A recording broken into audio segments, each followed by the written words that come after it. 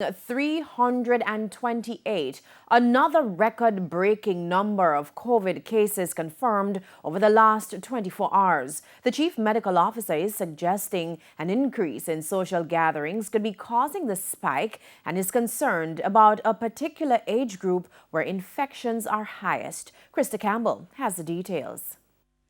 If 263 COVID cases recorded on Thursday was shocking, then the 328 newly confirmed infections for Friday are sure to cause even more panic. In a media release from the Health Ministry on Saturday, Chief Medical Officer Dr. Jacqueline Bisesa-McKenzie notes an increase in social gatherings, particularly in the corporate area. Incidentally, that's where the highest number of new cases were recorded over the last 2 days. 70 cases in Kingston and St. Andrew on Thursday and Friday.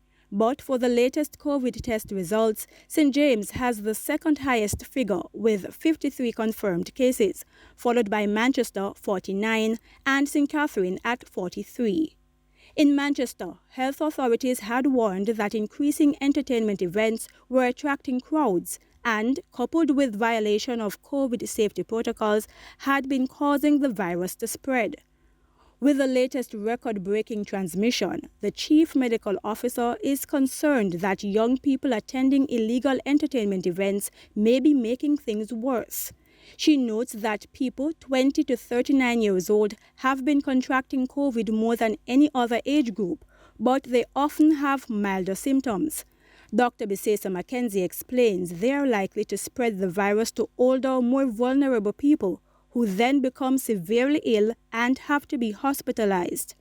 130 of the 4,074 active COVID cases are in hospital. 21 are moderately ill and 17 in critical condition. Dr. Kim N. Johnson, who works at the Kingston Public Hospital as well as other medical facilities, tweeted that she's never seen the hospital ward so full since the first COVID cluster was confirmed at the Portmore-based call center, Alorica. The 328 new cases now push the country's overall COVID count to 16,841. The Health Ministry says the new cases were from a pool of 2,089 samples. That's up from the 1,785 samples the day before, so more persons are being tested.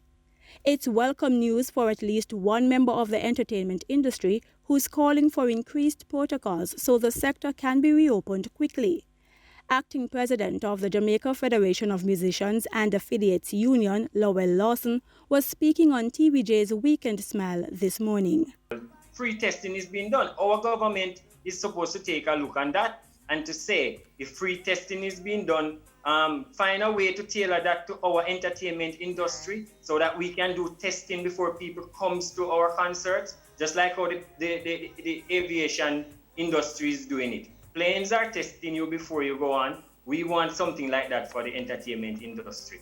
We can have a concert now in somewhere where we can social distance and we have people drive in to those concerts. Once it's a family, they can stay together and we social distance everybody else. He says the government can even create more employment in the entertainment sector by employing people to ensure the protocols are being followed.